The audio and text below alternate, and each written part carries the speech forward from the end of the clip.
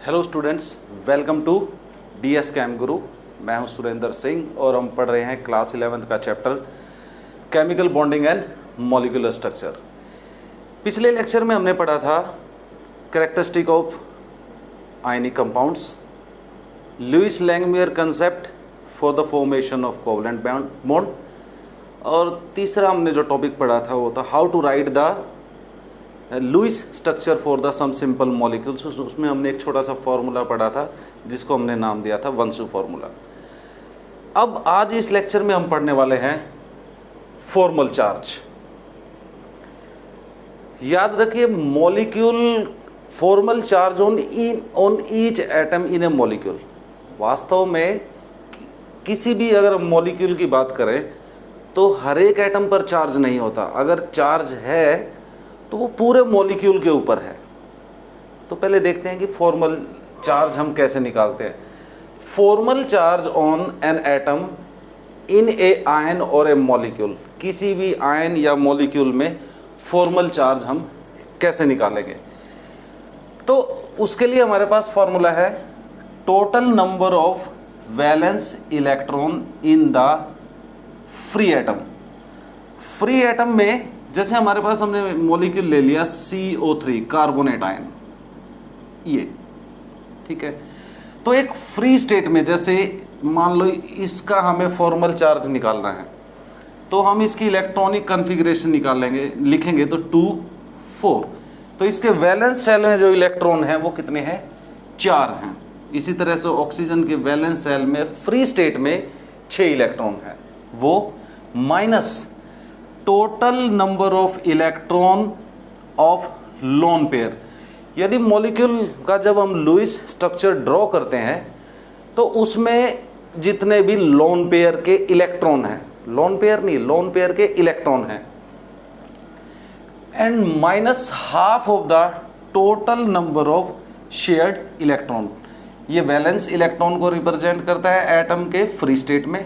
ये total number of lone pair में जितने इलेक्ट्रॉन्स हैं उसको रिप्रेजेंट करता है, और ये रिप्रेजेंट करता है 1/2 of the electron in the shared state. ठीक है, एक एग्जांपल लेते हैं। जैसे एग्जांपल हमारे पास calculate formal charge of each atom in ozone. Ozone में हर एक एटम के ऊपर 3 ऑक्सीजन एटम है और तीनों पे हमें क्या निकालना है? फॉर्मल चार्ज निकालना है। तो ये लुईस स्ट्रक्चर है ओजोन का। ठीक है, हमने क्या किया? नंबरिंग कर ली है 1 2 3 या 1 2 3। अब एक एक के ऊपर हम क्या करते हैं, इस ऑक्सीजन पे कितना फॉर्मल चार्ज है, इस पे कितना है और इस पे कितना है। फॉर्मल चार्ज ऑफ एटम 1 इस वाले पे सबसे पहले हमें क्या चाहिए? हमें चाहिए V क्या है? इस ऑक्सीजन के वैलेंस शेल में कितने इलेक्ट्रॉन है फ्री स्टेट में? तो वो कितने होते हैं? 6। अगर ऑक्सीजन की इलेक्ट्रॉनिक कॉन्फ़िगरेशन लिखे 2 6, तो कितने इलेक्ट्रॉन है वैलेंस शेल में? 6। तो ये आ गया L क्या रिप्रेजेंट करता है? Total number of electron as lone pair.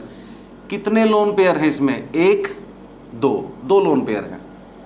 तो टोटल कितने इलेक्ट्रॉन हो गए? 4, right. Half of the S क्या रिप्रेजेंट करता है? कितने इलेक्ट्रॉन शेयर किए हैं इसने? टोटल यहां पर 4 इलेक्ट्रॉन की शेयरिंग हुई है, तो वो आ गया 4। हालांकि इसमें शेयरिंग में 2 इसके इलेक्ट्रॉन और 2 इसके, लेकिन शेयर्ड स्टेट में कितने इलेक्ट्रॉन है? टोटल 4। तो 6 - 4 - half of into 4 is equal to 0। इसका मतलब इस वाले पे जो फॉर्मल चार्ज है वो कितना है? 0 है। ठीक है, अब इस वाले पे electronic configuration same, valence shell में कितने इलेक्ट्रॉन हैं? 6। अब एज ए लोन पेयर कितने इलेक्ट्रॉन हैं? 1 पेयर है, मतलब केवल 2 इलेक्ट्रॉन है, तो ये 2 आ गया हमारे पास। और 1/2 ऑफ द इलेक्ट्रॉन शेयर्ड, कितने इलेक्ट्रॉन शेयर किए हैं इसने? यहाँ पे 4 यहाँ शेयर किए हैं, 2 यहाँ। शेयर्ड स्टेट में कितने हैं? तो टोटल 4 और 2 6। तो कैलकुलेट करेंगे तो यू विल गेट +1। मतलब इसके ऊपर जो फॉर्मल चार्ज है वो कितना है? +1। 1 है। अब जो है थर्ड ऑक्सीजन पे 6 वैलेंस शेल के electron 6 electron as lone pair है, 2 4 6 और 1/2 ऑफ द शेयर्ड इलेक्ट्रॉन। कितने शेयर किए हैं इस वाले ऑक्सीजन ने? केवल 2 इलेक्ट्रॉन यहाँ शेयर्ड स्टेट में। तो इसको कंप्यूट करेंगे तो यू विल गेट -1। इसके ऊपर क्या है? Formal charge -1। तो इस तरह से हमने तीनों ऑक्सीजन का फॉर्मल चार्ज निकाला। अब फॉर्मल चार्ज जब हम असाइन करते हैं तो उसमें हमें 2 चीजें याद रखनी चाहिए। There is no actual charge on each atom in a molecule. इस मॉलिक्यूल में पूरे में इस पे या इस ऑक्सीजन पे कोई एक्चुअल चार्ज नहीं है, ये हमने केवल असाइन किया है। The charge if any present on the molecule is on the whole molecule. जैसे ये उदाहरण लिया था मैंने कार्बोनेट, कार्बोनेट में से ये जो 2 यूनिट चार्ज है नेगेटिव, ये इस पूरे कार्बोनेट के ऊपर है। तो it is not localized on the any of the oxygen और कार्बन। दोबारा देखिए भाई, जो फॉर्मल चार्ज है वो कोई वास्तविक चार्ज नहीं है। जैसे मैंने यहाँ +1 चार्ज लिखा है, तो इसका मतलब ये नहीं है इस वाले ऑक्सीजन के ऊपर ये +1 चार्ज है या इसके ऊपर ये माइनस चार्ज है या इस पे ये 0 है। सिंपली अगर मॉलिक्यूल पे चार्ज है तो वो किस पे है? पूरे के पूरे मॉलिक्यूल पे चार्ज है, किसी पर्टिकुलर एटम के ऊपर नहीं है। दूसरा, the sum of formal charges of all the atoms of molecule is equal to charge on molecule. जैसे ओजोन पे हम अगर यहाँ देखें तो कोई चार्ज नहीं है, 0 चार्ज है। तो तीनों एटम के फॉर्मल चार्ज की अगर हम सम करें तो वो भी क्या आएगी? +1 -1 दैट इज 0। तो ओजोन के ऊपर चार्ज 0। तो एक मॉलिक्यूल के जितने भी एटम हैं उन सभी एटम्स के ऊपर जो भी फॉर्मल चार्ज आया है उसको ऐड कर दें, तो ऐड करने पर क्या आएगा? उतना ही वैल्यू आएगी या उतनी ही वैल्यू आएगी जितना उसके ऊपर चार्ज है। जैसे यहाँ कार्बन और तीनों ऑक्सीजन के फॉर्मल चार्ज को अगर हम ऐड करें तो that will comes out to be equal to -2। ये इसमें ध्यान रखना है। अब क्वेश्चन अराइज करता है कि भाई जब ये एक्चुअल चार्ज है ही नहीं तो हम क्यों करते हैं इसके लिए? ये असाइन किस लिए करते हैं फॉर्मल चार्ज, या इसका सिग्निफिकेंस क्या है? तो उसकी बात करते हैं, the significance of formal charge.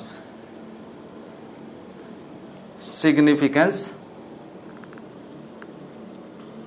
Of formal charge एक टॉपिक आएगा इसी चैप्टर में आगे, रेजोनेंस। उसको डिटेल में आगे हम पढ़ेंगे। यहाँ हम बात कर सकते हैं कि कुछ मॉलिक्यूल के हम एक से ज़्यादा लुईस स्ट्रक्चर लिख सकते हैं। तो फॉर्मल चार्ज की हेल्प से हम क्या कर सकते हैं? जो हमने एक मॉलिक्यूल के लिए 2 या उससे ज़्यादा लुईस स्ट्रक्चर लिखे हैं या लिख सकते हैं, उनमें उनकी स्टेबिलिटी में थोड़ा थोड़ा फ़र्क होता है। तो फॉर्मल चार्ज असाइन करके हम मोस्ट स्टेबल स्ट्रक्चर को क्या कर सकते हैं? फाइंड आउट कर सकते हैं।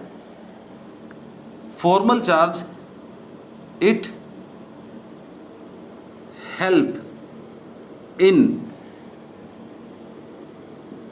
Predicting the most stable Lewis structure of a molecule out of a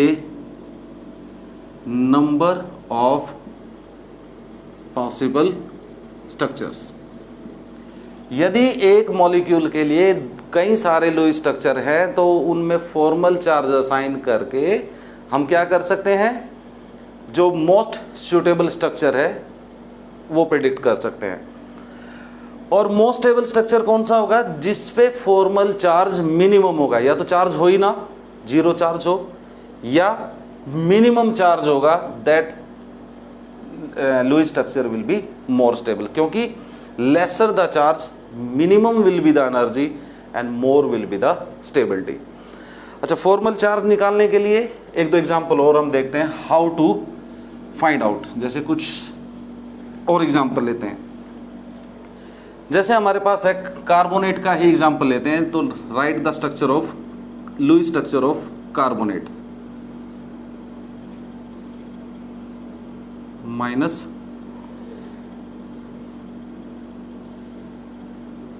-2, और अगर इसमें हम असाइन करें लुईस स्ट्रक्चर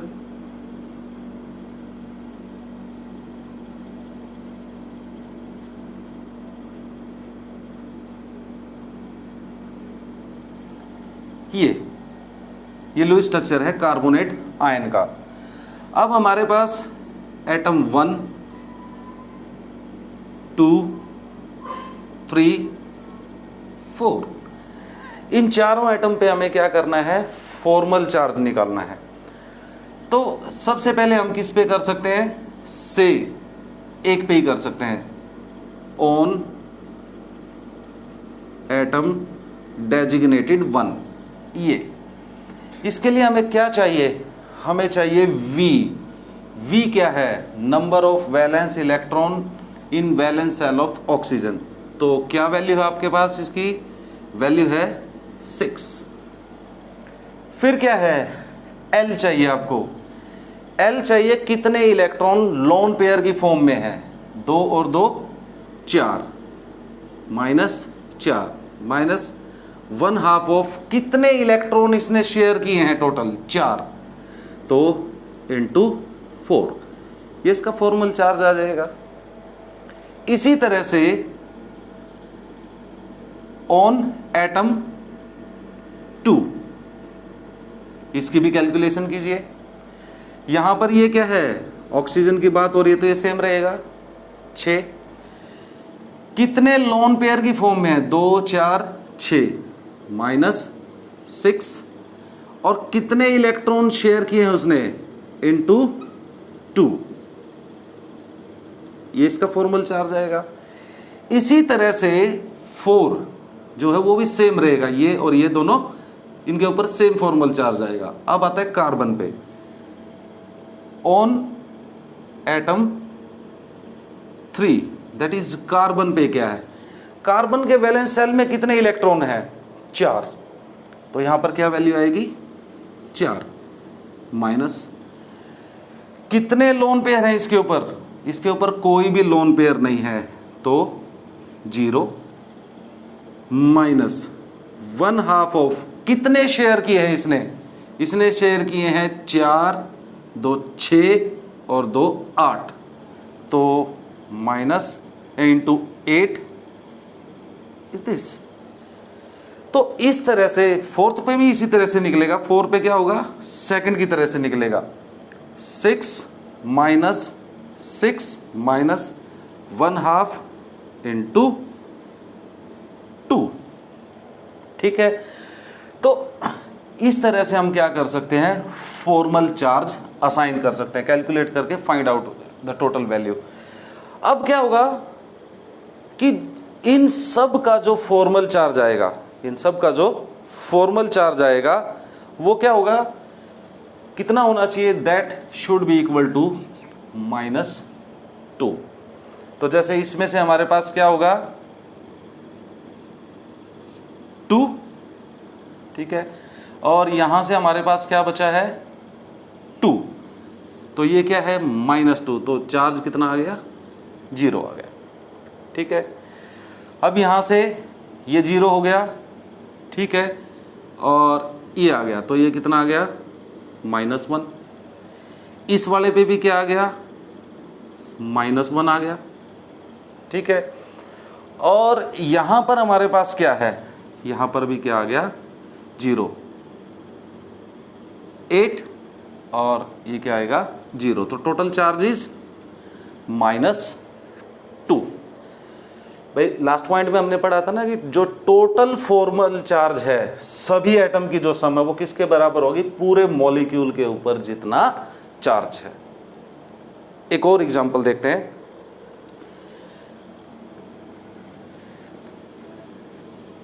फॉर्मल चार्ज कैसे फाइंड आउट कर सकते हैं। जैसे मॉलिक्यूल है हमारे पास, से HSO4 माइनस। और हमें क्या करना है, से किसी पर्टिकुलर पे फाइंड आउट करना है फॉर्मल चार्ज, सल्फर पे फाइंड आउट करते हैं। तो कैसे निकालेंगे सल्फर पे? सबसे पहले हमें क्या चाहिए, इसका लुईस स्ट्रक्चर चाहिए। तो लुईस स्ट्रक्चर किस तरह से होगा? सल्फर, ऑक्सीजन, ऑक्सीजन, ऑक्सीजन और OH, इस तरह से।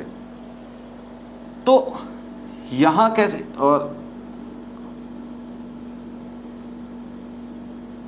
अब इसके लुईस डॉट स्ट्रक्चर पूरा कर सकते हैं, 2 4 तो 6।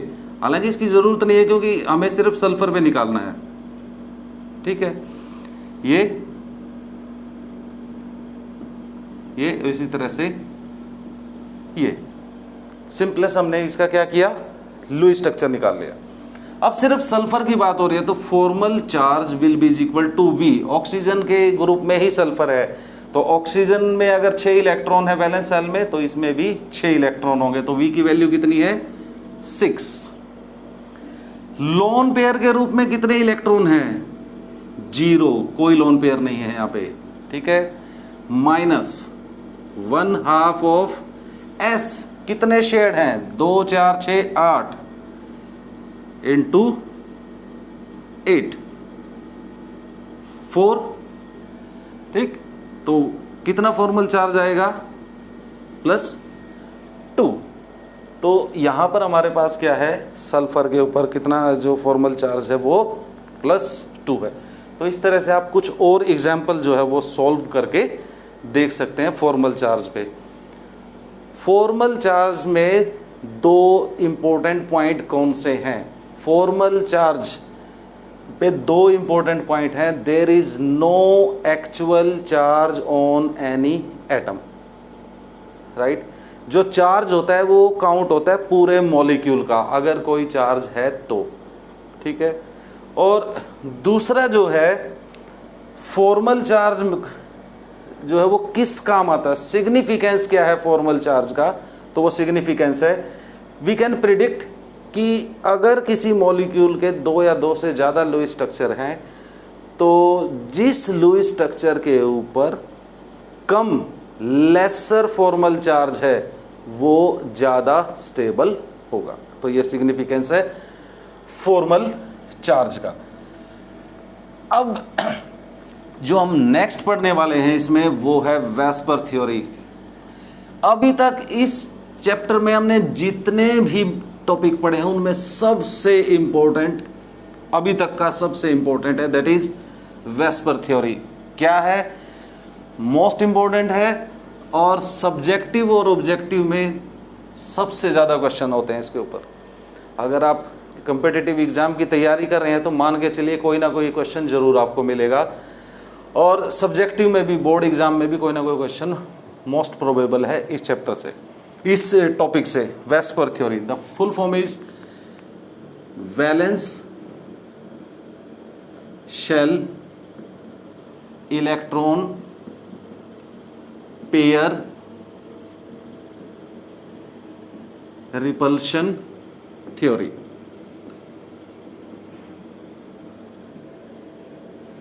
VSEPR,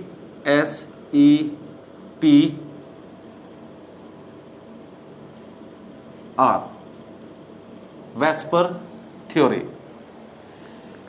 Vesper theory was given by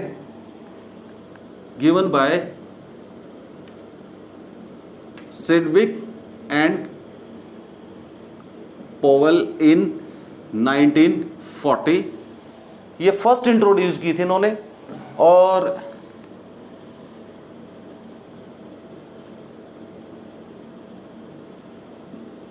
नाइलहोम and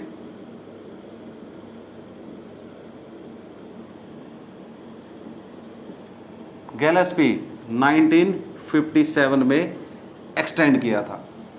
तो ज़्यादा कंट्रीब्यूशन यहीं से है, नाइलहोम और गैलेस्पी, और उसी के नाम से जाना जाता है, और इनफैक्ट वेस्पर थ्योरी के नाम से ज़्यादा फेमस है। क्या चीज़? Vespers theory is used to predict shape of simple molecules. VSEPR theory का जो यूज है वो क्या है, सिंपल मॉलिक्यूल की शेप इस थ्योरी से हम प्रिडिक्ट कर सकते हैं। तो सबसे पहला पॉइंट हमारे पास आता है शेप क्या होती है। Shape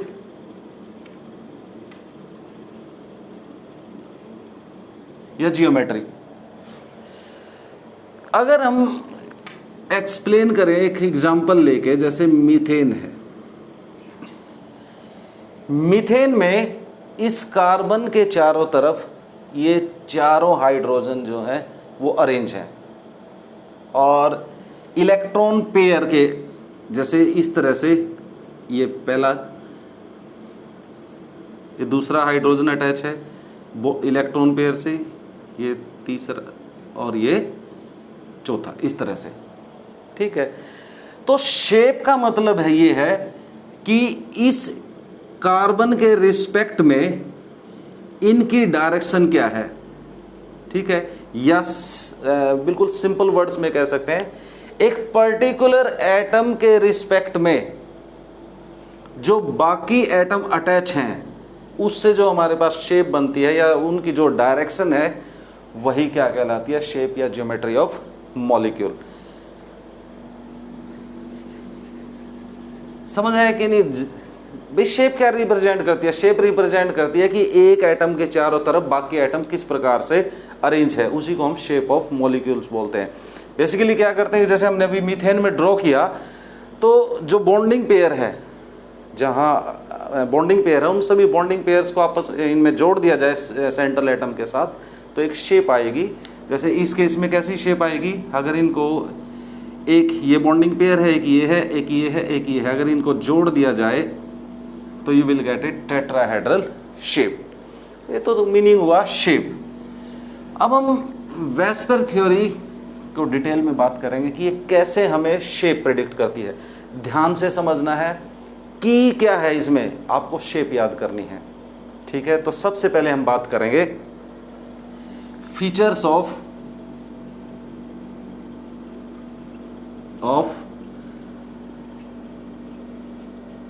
VSEPR theory. कि शेप प्रिडिक्ट करने के लिए वेस्पर थ्योरी क्या कहती है, तो सबसे पहले कहती है, अच्छा दो चीजें समझ लीजिए एक बार। जैसे हम मीथेन है, एक वर्ड आएगा central atom. Central atom, central atom का मतलब है कि जिस एटम के चारों तरफ बाकी एटम अटैच हैं। ठीक है, जैसे मीथेन में कार्बन के चारों तरफ ये चारों हाइड्रोजन अटैच हैं, तो ये सेंट्रल एटम है।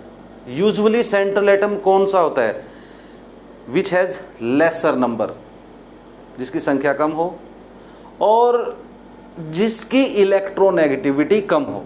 जैसे इन दोनों में से भी हम बात करें तो किससे हम डिसाइड करेंगे कि जिसकी संख्या कम है या जिसकी इलेक्ट्रोनेगेटिविटी कम है, that is acting as a central atom usually, पर ऐसा हमेशा नहीं, यूजुअली ऐसा होता है। तो सबसे पहला क्या है, वेस्पर थ्योरी कहती है the shape of molecule depends on number of electron pair, is electron pair around central atoms. ये सेंट्रल एटम मतलब किसी भी मॉलिक्यूल की जो शेप है वो किस पे डिपेंड करेगी कि उस मॉलिक्यूल में सेंट्रल एटम के चारों तरफ कितने इलेक्ट्रॉन पेयर। जैसे ये एग्जांपल हम ले रहे हैं, तो इसके चारों तरफ, कार्बन के चारों तरफ 4 इलेक्ट्रॉन पेयर है। तो सबसे पहला पॉइंट यही है कि वेस्पर थ्योरी में शेप किस पे डिपेंड करती है, number of electron pair around the central atom. अब जो इलेक्ट्रॉन पेयर हैं, electron pair are of two type. आपके जो इलेक्ट्रॉन पेयर हैं वो दो तरह के हो सकते हैं, दे में बी बॉन्ड या bonding pair and lone pair. Bond pair, lone pair. Bond pair वो होता है जो इलेक्ट्रॉन पेयर, ये भी इलेक्ट्रॉन पेयर है, ये भी इलेक्ट्रॉन पेयर है, ये क्या है, ये दो एटम के बीच में बॉन्ड बनाने में यूज हुआ है। जबकि लोन पेयर कौन सा है, वो एक ही एटम के ऊपर है और इसने बॉन्डिंग में पार्टिसिपेट नहीं किया है या बॉन्ड फॉर्मेशन में यूज नहीं हुआ है। लोन पेयर जो बॉन्डिंग में भाग नहीं ले रहा है, बॉन्ड पेयर जो बॉन्डिंग में यूज हो रहा है।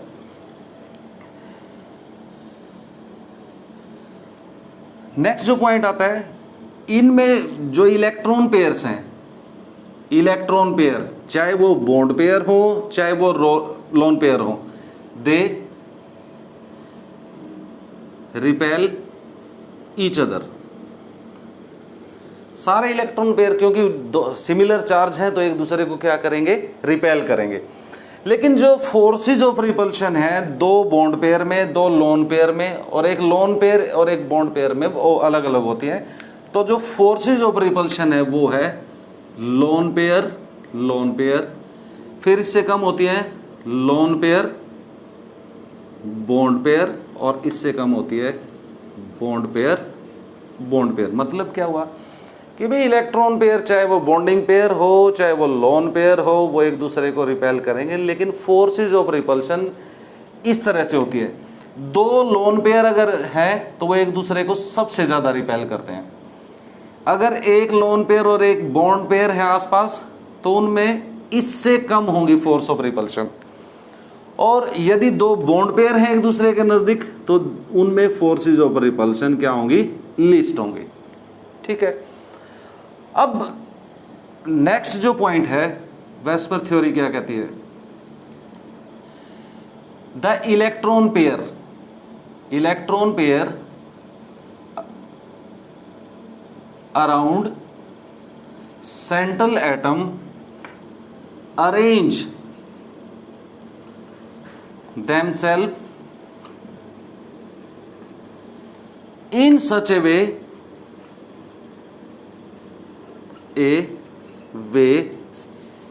that they are maximum apart, so that there are minimum repulsion between them। जैसे मीथेन के में कार्बन के चारों तरफ 4 इलेक्ट्रॉन पेयर हैं, तो ये चारों इलेक्ट्रॉन पेयर इस तरह से अरेंज करेंगे कि ये एक दूसरे से ज़्यादा दूरी पर हों, और जब ये ज़्यादा से ज़्यादा दूरी पर होंगे तो इनके बीच में क्या होगी, कम से कम रिपल्शन होगी। रिपल्शन कम होगी तो एनर्जी भी कम होगी, एनर्जी कम होगी तो स्टेबिलिटी भी ज़्यादा होगी। ये नेक्स्ट पॉइंट है। देखो समझ में आया कि नहीं भाई, ये इलेक्ट्रॉन पेयर है, नेगेटिव चार्ज हैं इलेक्ट्रॉन पेयर, तो आपस में एक दूसरे को क्या करेंगे, रिपेल करेंगे। तो अगर ये एक दूसरे से दूर रहेंगे तो क्या होगा, इनके बीच में रिपल्शन क्या होगी, कम होगी, एक दूसरे को कम रिपेल करेंगे। ठीक है।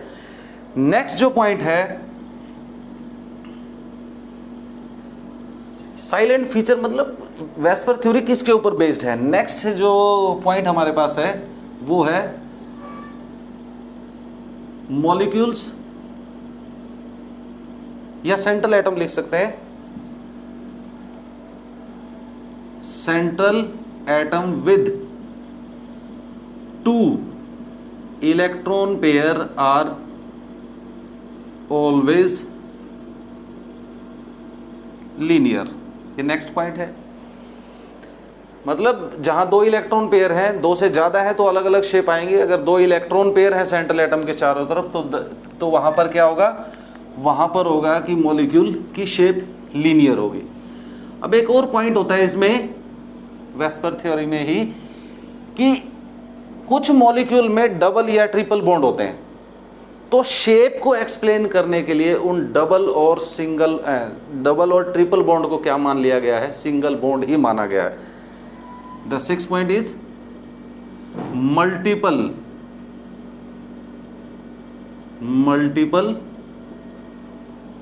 bonds are treated as single bond। वास्तव में वो मल्टीपल बॉन्ड ही है, डबल या ट्रिपल, इट इज ओके, लेकिन शेप को एक्सप्लेन करने के लिए उसको सिंगल इलेक्ट्रॉन पेयर माना गया। वास्तव में ऐसा है नहीं, तो मल्टीपल बॉन्ड को सिंगल बॉन्ड ट्रीट किया गया है। अब जो नेक्स्ट पॉइंट है, molecules having only bond pair have regular shape। कि वे मॉलिक्यूल में क्या हो सकते हैं, बॉन्ड पेयर, लोन पेयर दोनों हो सकते हैं। तो अच्छा एक चीज ध्यान रखिए हमेशा, मॉलिक्यूल में बॉन्ड पेयर तो होंगे ही होंगे, लोन पेयर हो भी सकते हैं, नहीं भी हो सकते हैं, ठीक है। तो जिस मॉलिक्यूल में केवल क्या है, बॉन्ड पेयर है, उनकी शेप रेगुलर होगी या रेगुलर शेप कही जाएगी, ठीक है। नेक्स्ट पॉइंट है, molecules having both lone pair and bond pair have irregular shape, ठीक है। यह है पोस्टुलेट कि जिसके ऊपर वेस्पर थ्योरी बेस्ड है। और इस सारे का भी अगर हम 2 लाइन में या 1 पॉइंट में हम बात करना चाहें, तो वेस्पर थ्योरी का की पॉइंट क्या है कि शेप जो है सेंट्रल एटम के चारों तरफ कितने इलेक्ट्रॉन पेयर है उस पर डिपेंड करती है। और ये जो इलेक्ट्रॉन पेयर हैं एक दूसरे से ज़्यादा दूरी पर रहने की कोशिश करेंगे, ताकि इनके बीच में क्या हो, मिनिमम रिपल्शन हो। और मिनिमम रिपल्शन होने पर ही मैक्सिमम स्टेबिलिटी होगी मॉलिक्यूल की, ठीक है। तो ये पॉइंट है। सबसे पहले क्या था, शेप किस पे डिपेंड करती है, इलेक्ट्रॉन पेयर कितने हैं सेंट्रल एटम के चारों तरफ। इलेक्ट्रॉन पेयर कौन कौन से हो सकते हैं, बॉन्ड पेयर और लोन पेयर। बॉन्ड पेयर कौन सा होता है, जो इलेक्ट्रॉन पेयर बॉन्ड बनाने में यूज हुआ है। लोन पेयर कौन सा होता है, जो बॉन्ड बनाने में यूज नहीं हुआ है। सारे इलेक्ट्रॉन पेयर एक दूसरे को रिपेल करते हैं, लेकिन उनमें फोर्सेज ऑफ रिपल्सन डिपेंड करती है कि वो बॉन्ड पेयर है कि लोन पेयर है। 2 लोन पेयर में सबसे ज़्यादा रिपल्शन होती है और 2 बॉन्ड पेयर में सबसे कम रिपल्शन होती है। अच्छा, यहाँ हम एक बात कर सकते हैं कि लोन पेयर में ज़्यादा रिपल्शन क्यों होती है।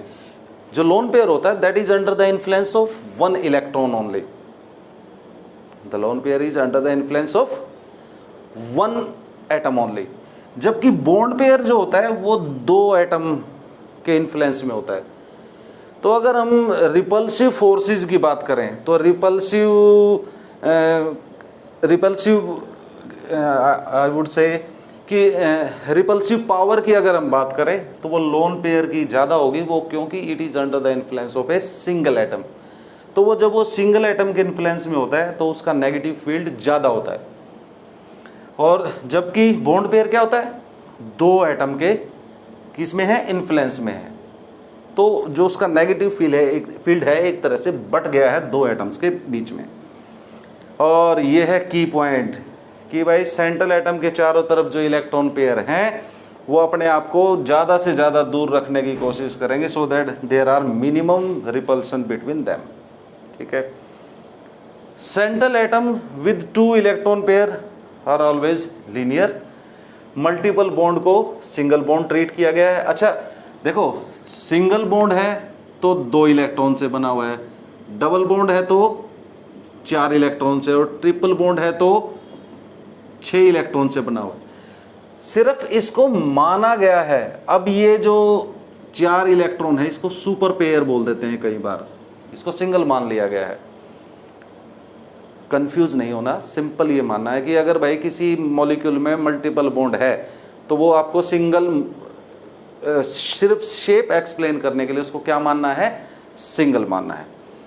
तो ये तो थी इंट्रोडक्शन टू वेस्पर थ्योरी। अब क्वेश्चन अराइज करता है कि भाई ये शेप कैसे बताएगी। तो वेस्पर थ्योरी के अकॉर्डिंग हम बात करेंगे कि कितने लोन पेयर में किस तरह की शेप होगी। जैसे सबसे पहले हम बात करते हैं, अच्छा अभी हमने बात की रेगुलर और इरेगुलर की, कि केवल बॉन्ड पेयर है मॉलिक्यूल में तो रेगुलर शेप होगी, और लोन पेयर और बॉन्ड पेयर दोनों हैं तो कैसी शेप हो जाएगी, इरेगुलर शेप हो जाएगी। सबसे पहले आपको आसानी से समझ में आए इसके लिए हम बात करेंगे केवल रेगुलर शेप की, ठीक है। तो सबसे पहले हमारे पास क्या है, शेप अगर हम बात करेंगे तो number of electron pair around central atom, कि जो सेंट्रल एटम है उसके चारों तरफ कितने इलेक्ट्रॉन पेयर हैं। All are they are bond pair. Lone pair की संख्या कितनी है, formula, general formula shape example. देखो नंबर ऑफ इलेक्ट्रॉन पेयर 2 हैं, दोनों ही क्या हैं, बॉन्ड पेयर हैं, 0 लोन पेयर है। तो ऐसे मॉलिक्यूल का फार्मूला होगा AB2। ए जो है वो हमने सेंट्रल एटम माना है सभी एग्जांपल्स में, और ये उसके सपोर्टिंग, उसके साथ जुड़े हुए एटम है बी। सिंपल, ठीक है। शेप कैसी होगी, लीनियर। कैसे दिखाएंगे, A B B with angle of 180 degree. Example beryllium chloride, beryllium fluoride, carbon dioxide, ये सारे एग्जाम्पल हैं लीनियर मॉलिक्यूल्स के। दोबारा देखिए, चलो सारे इसी में पढ़ रहे हैं। अब हमारे पास क्या है, कितने हैं, 3 इलेक्ट्रॉन पेयर हैं, तीनों बॉन्ड पेयर हैं, 0 लोन पेयर है। फर्स्ट पार्ट में हम केवल रेगुलर शेप की बात कर रहे हैं, तो 2 3 4 5 6 7 में क्या हो सकता है, फार्मूला क्या बन जाएगा, AB3। देखो ये सेंट्रल एटम है, ये 3 एटम अटैच हैं इसके साथ। शेप कैसी होगी, ट्राइगोनल प्लेनर। कैसे ड्रॉ करेंगे, ये है ए बी बी बी, चाहे तो ऐसे जोड़ सकते हैं। Angle will be 120 degree. Example is boron try fluoride, boron try chloride, aluminium try chloride. फिर है हमारे पास ये कितने हैं, 4 इलेक्ट्रॉन पेयर। चारों क्या है, बॉन्ड पेयर। फिलहाल लोन पेयर क्या रखे हैं हमने, सारे 0 रखे हैं। स्ट्रक्चर क्या बन जाएगा, ए, फार्मूला क्या होगा, AB4, ठीक है। शेप कैसी होगी, टेट्राहेड्रल। टेट्राहेड्रल मतलब जहां सेंट्रल एटम के चारों तरफ 4 इलेक्ट्रॉन पेयर हैं या 4 बॉन्ड पेयर हैं, वहां टेट्राहेड्रल शेप होगी। और इसकी हम शेप बनाएंगे इस तरह से, A B B B with the angle of 0.28 109. Example is CCl4 CH4 methane, carbon tetrachloride, ठीक है। फिर आता है हमारे पास 5, पांचों क्या है, bond pair. Lone pair 0, formula क्या बनेगा, AB5। शेप कैसी होगी, trigonal bi pyramidal, trigonal bi pyramidal. अब यहां शेप बनाएंगे,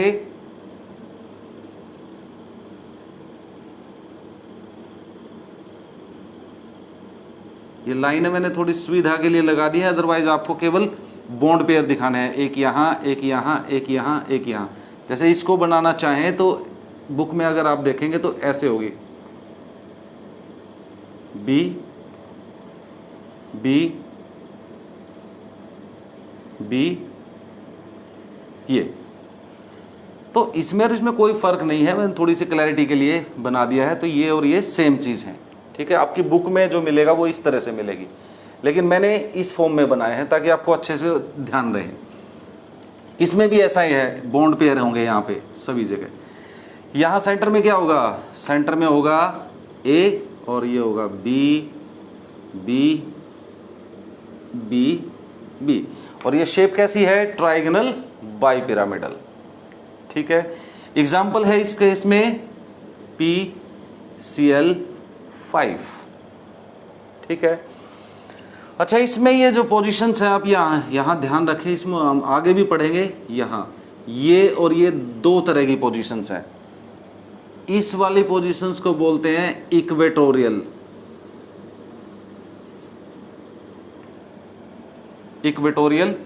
और इसको बोलते हैं एक्सियल पोजीशंस। मतलब ये वाला भी एक्सियल पोजीशन पे है, ये भी एक्सियल पोजीशन पे है, ये इक्वेटोरियल पोजीशंस पे है। इसको आगे जब हम एक्सेप्शनल केसेस पढ़ेंगे तब वहाँ पर बात आएगी। तो ये कौन सा था हमारे पास, ये था 5 इलेक्ट्रॉन पेयर में। अब चलते हैं 6 6 6 0। फार्मूला बताएं, अभी तक आप सीख गए होंगे। ये क्या बनेगा, AB6, ठीक है। इसको थोड़ा हटा देता हूं मैं।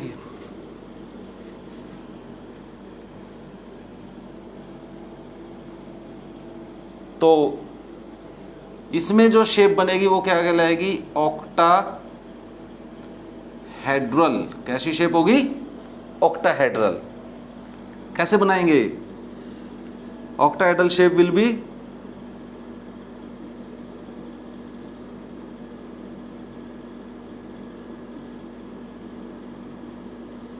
ये A, ये इस तरह से आप B दिखाएंगे,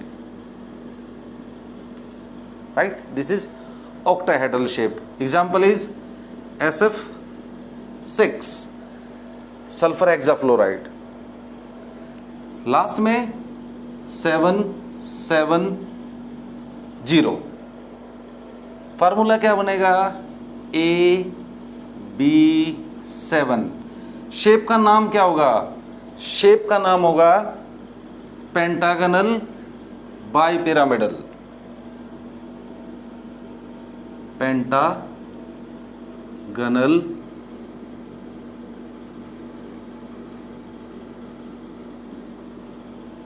पेंटागनल बाई पिरामिडल। कैसे ड्रॉ करेंगे, एक पेंटागन बनाना है आपको।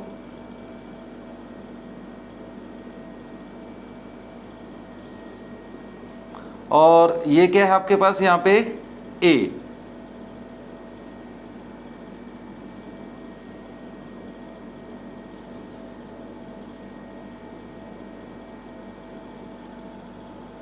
ठीक है।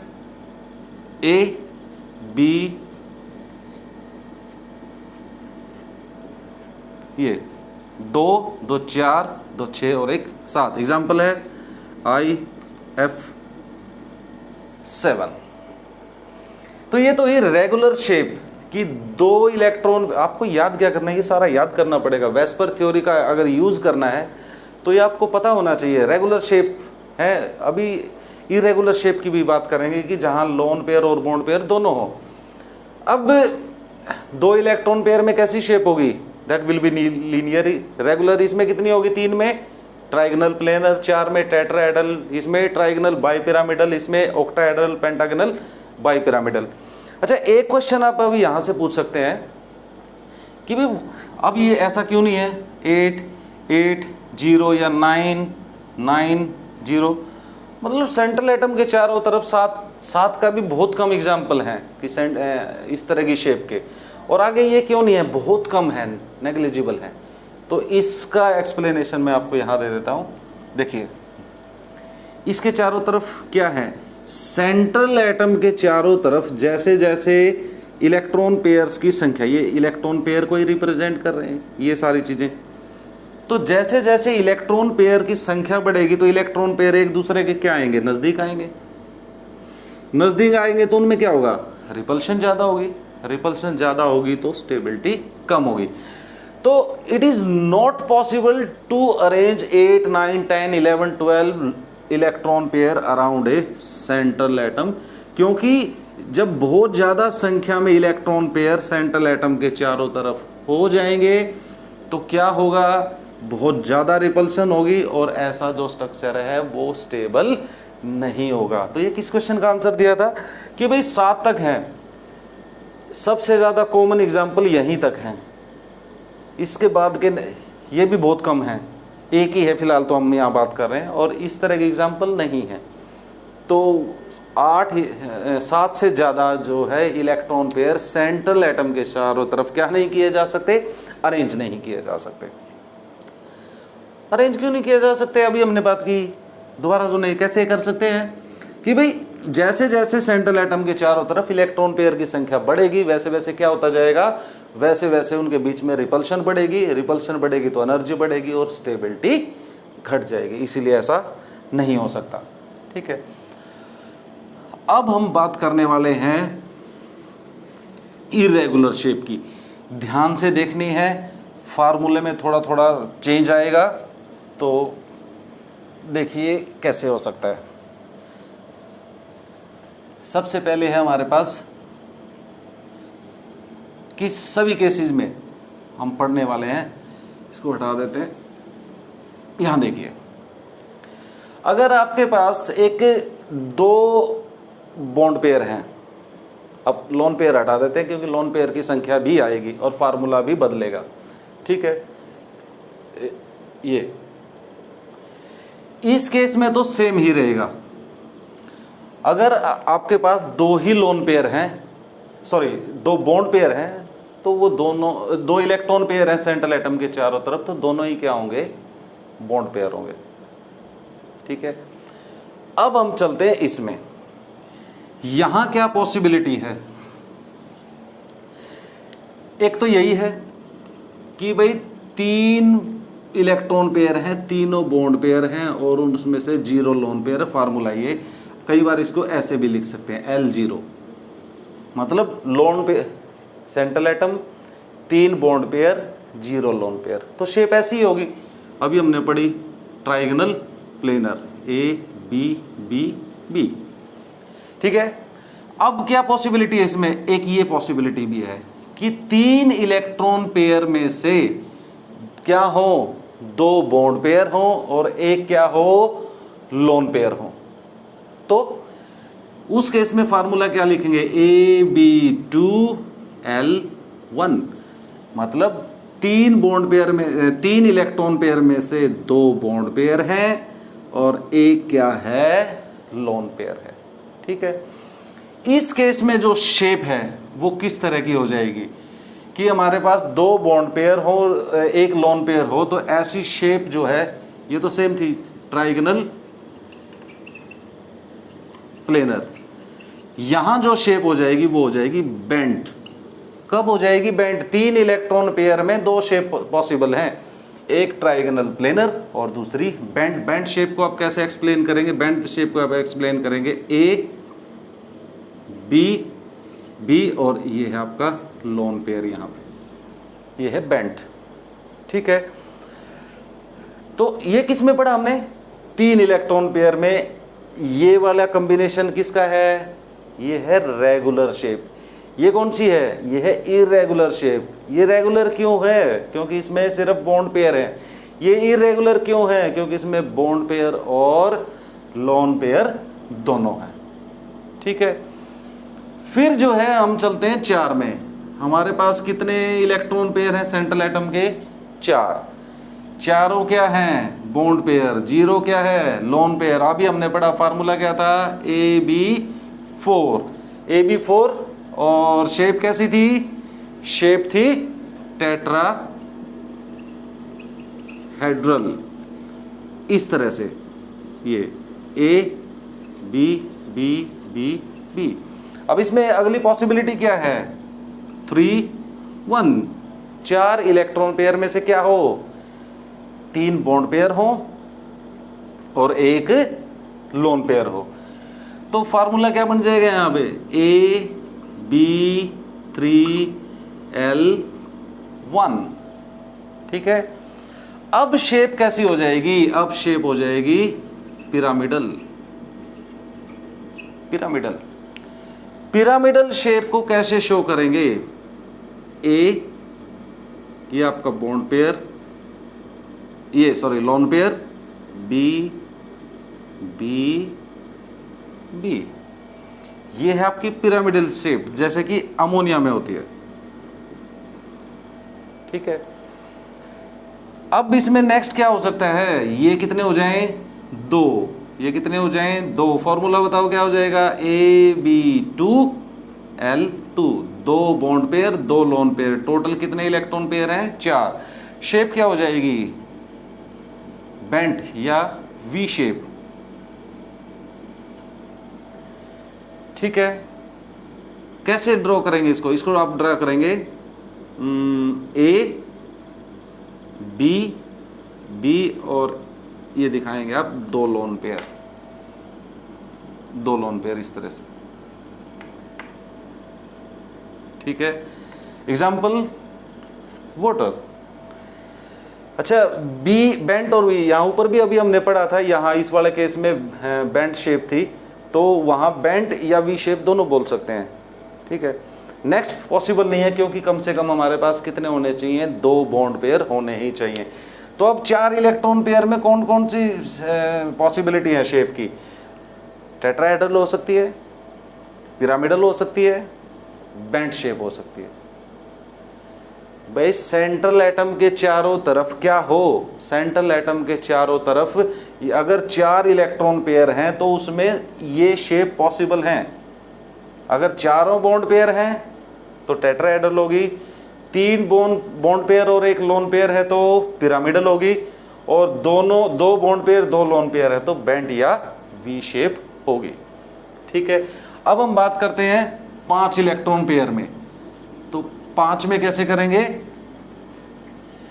5 की रेगुलर शेप कौन सी अभी हमने पढ़ी थी, 5 की रेगुलर शेप है ट्राइगोनल बाई पिरामिडल। एग्जाम्पल क्या था, PCl5। Number of electron pair 5, bond pair 5, lone pair 0। Formula AB5। Shape कैसी थी, शेप थी ट्राइगोनल बाई पिरामिडल। कैसे बनाई थी हमने, ये शेप है,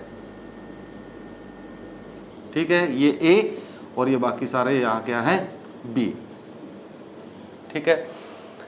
एग्जाम्पल क्या था, PCl5।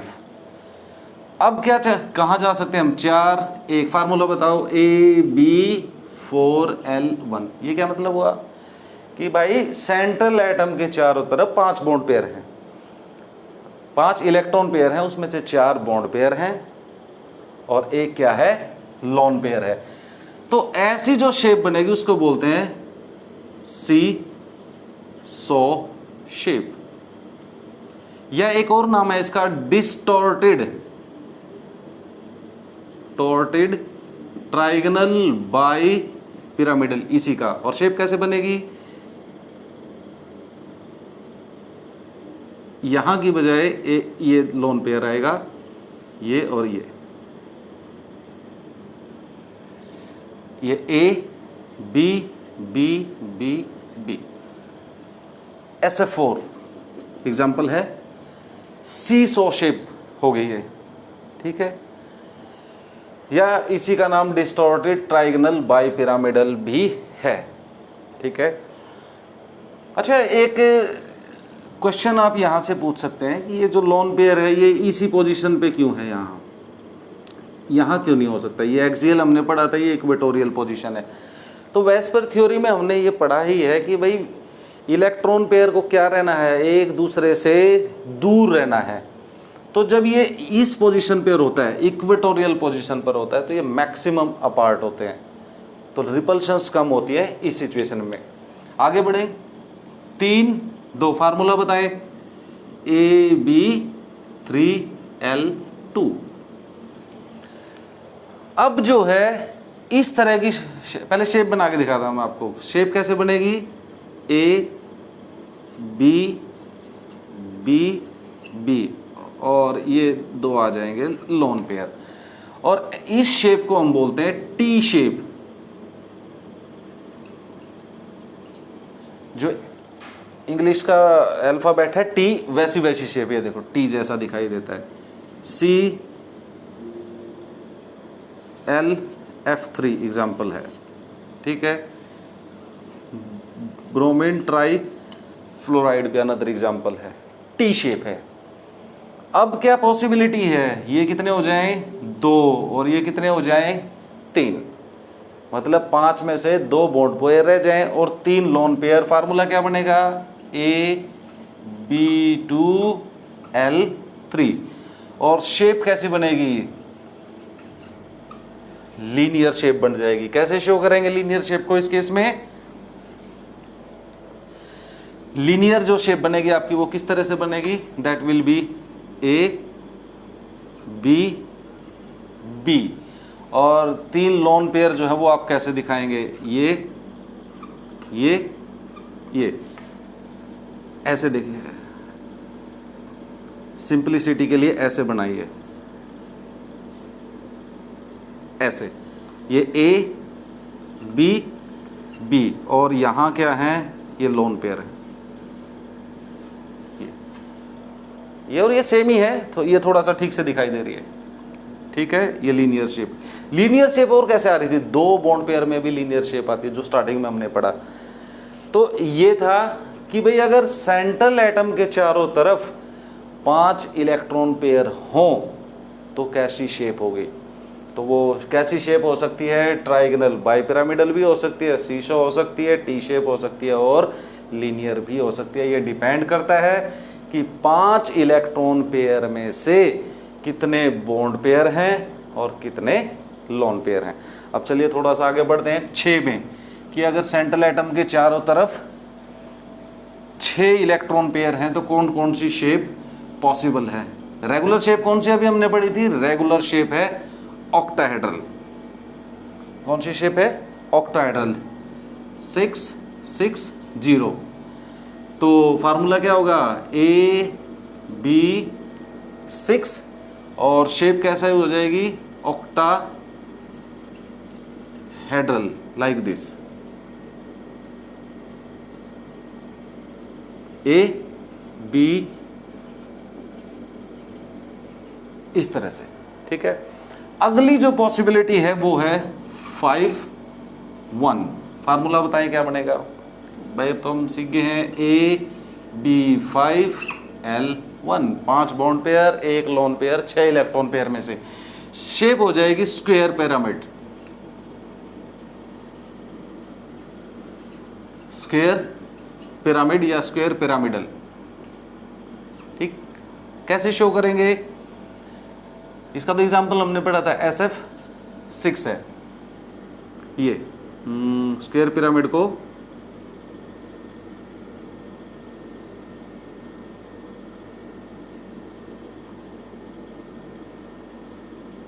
ये हो जाएगी स्क्वायर पिरामिड, AB B, ठीक है। ये स्क्वायर पिरामिड शेप है, ठीक है। अब इसमें हमारे पास क्या हो सकता है, 4 और 2। फार्मूला बताओ, AB4L2। ये तो अब जो एग्जांपल है, जो शेप बनेगी वो इस तरह से बनेगी।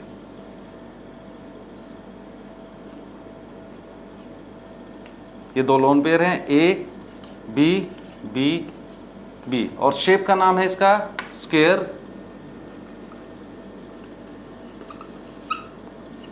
प्लेनर। मतलब 6 उसमें से, इसमें आगे 3-3 या 2-4 का कॉम्बिनेशन पॉसिबल नहीं है। क्यों नहीं है भाई? कि भाई जब ये हो रहा है, पीछे था तो ये 3-3 या 2-4 ऐसा क्यों नहीं है? क्योंकि जैसे जैसे यहाँ लोन पेयर की संख्या बढ़ रही है भाई, पेरेंट शेप कौन सी है? पेरेंट शेप है ये, ठीक है। यहाँ एक लोन पेयर है, यहाँ 2 लोन पेयर है। अब तीसरा जो लोन पेयर है वो कहाँ आएगा? या तो यहाँ आएगा या यहाँ किसी एक पोजीशन पे आएगा।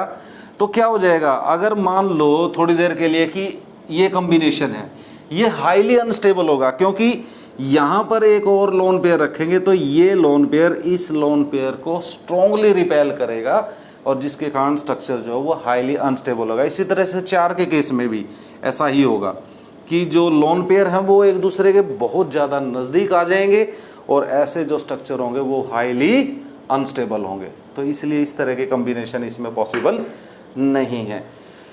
तो 7 में जो 7 इलेक्ट्रॉन पेयर में अभी नेक्स्ट है पेंटागनल बाई पिरामिडल, उसमें इस तरह की पॉसिबिलिटी बहुत कम है। कारण क्योंकि वहाँ ऑलरेडी जो है इलेक्ट्रॉन बॉन्ड पेयर ही बहुत नज़दीक है। उनमें से कोई एक बॉन्ड पेयर की जगह अगर एक लोन पेयर आ गया तो रिपल्शन और ज़्यादा हो जाएंगी, स्टेबिलिटी कम हो जाएगी, ठीक है।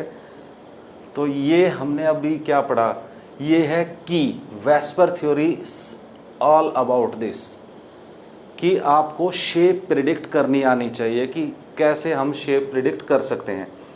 देखो बच्चों, वेस्पर थ्योरी के बिना केमिकल बॉन्डिंग पॉसिबल ही नहीं है। सबसे पहले आप क्या करें, आसानी के लिए रेगुलर शेप अरेंज पहले याद करें अच्छी तरह से, ठीक है। 2 में, मेरे साथ बोलें, 2 में कौन सी होती है? लीनियर। 3 में ट्राइगोनल प्लेनर। 4 में टेट्राहेड्रल। 5 में ट्राइगोनल बाई पिरामिडल। 6 में ऑक्टाहेड्रल। 7 में पेंटागोनल बाई पिरामिडल, ठीक है। उनके फॉर्मूले, उनकी शेप ड्रा करनी और एग्जाम्पल याद करें। फिर जो है धीरे धीरे किस में जाएं, फिर इरेगुलर शेप भी देखें, ठीक है। जैसे 2 इलेक्ट्रॉन पेयर में इरेगुलर शेप पॉसिबल नहीं है, 3 में पॉसिबल है। कौन कौन सी हैं? रेगुलर तो होगी ट्राइगोनल प्लेनर, और इरेगुलर कौन सी होगी? बेंट। 4 में 3 शेप पॉसिबल है। कौन कौन सी? टेट्राहेड्रल, पिरामिडल, और तीसरी कौन सी थी? बेंट या वी शेप। ये कैसे होगा भाई? अभी तो हमने पढ़ा इसमें सारा कि कैसे होगा कि बॉन्ड पेयर और लोन पेयर पे डिपेंड करेगा। अच्छा, 5 में कौन कौन सी शेप हो सकती है? 5 में ट्राइगोनल बाई पिरामिडल, सीसो हो सकती है, ठीक है, टी शेप हो सकती है, लीनियर हो सकती है। तो अगर आप देखेंगे कि सेंट्रल एटम के चारों तरफ जब 5 इलेक्ट्रॉन पेयर होते हैं ना, तब मैक्सिमम प्रोबेबिलिटी है डिफरेंट टाइप ऑफ शेप्स की, ठीक है। कौन कौन सी हो सकती है? ट्राइगोनल बाई पिरामिडल, सीसा हो सकती है, टी शेप हो सकती है, और कौन सी हो सकती है? लीनियर हो सकती है। 6 में क्या हो सकता है? 6 में एक और शेप हो सकती है, ऑक्टाहेड्रल रेगुलर शेप है, स्क्वायर पिरामिड हो सकती है, और कौन सी हो सकती है? और हो सकती है स्क्वायर प्लेनर। तो आज इस लेक्चर में हम केवल इतना ही पढ़ेंगे। हालांकि हम वेस्पर थ्योरी को इसमें कंप्लीट नहीं कर पाए। हमने सिर्फ इसमें क्या पढ़ा है? शेप की बात की है और उसके साइलेंट फीचर की बात करें। अगले लेक्चर में हम बात करेंगे एग्जाम्पल कि वेस्पर थ्योरी से हम शेप को एक्सप्लेन कैसे करेंगे, हाउ टू राइट। अगर डिस्क्रिप्टिव टाइप क्वेश्चन है तो वो कैसे किया जाएगा, उसकी बात करेंगे। और सबसे बड़ी प्रॉब्लम है कि भाई अपने को कैसे पता चलेगा कि किस मॉलिक्यूल में कितने बॉन्ड पेयर हैं और कितने लोन पेयर हैं। तो इसके लिए भी हम एक छोटा सा फॉर्मूला पढ़ेंगे अगले लेक्चर में। तो तब तक आप इसमें क्या करें? शेप याद करें अच्छी तरह से। अगला लेक्चर जब आप अटेंड करेंगे तो उससे पहले आपको अगर शेप अच्छी तरह से याद हैं, सारी शेप याद होनी चाहिए, रेगुलर और इरेगुलर, वो सारी शेप याद होंगी तो आपको अगला पार्ट जो है वो बहुत अच्छे से समझ में आएगा। तो उम्मीद करता हूँ कि आपको ये सारा समझ में आ गया है, इसको अच्छी तरह से पढ़ें। अच्छा, पिछले लेक्चर्स में जो है कुछ क्वेरीज आई थी मेरे पास कि प्रॉब्लम कैसे भेजें। तो प्रॉब्लम के लिए तो भाई एक ही तरीका है कि आप क्या करें, कमेंट बॉक्स में अपनी प्रॉब्लम लिखिए। जब कुछ 5, 7, 10 प्रॉब्लम इकट्ठी हो जाएंगी तो हम किसी लेक्चर में ही उन प्रॉब्लम्स को डिस्कस करेंगे, ठीक है। और नोट्स के लिए अभी नहीं हो पाया है, कोशिश करांगे किसी ना किसी मीडियम से वो आपको पहुंचा जाए। तो that's all for today, thank you.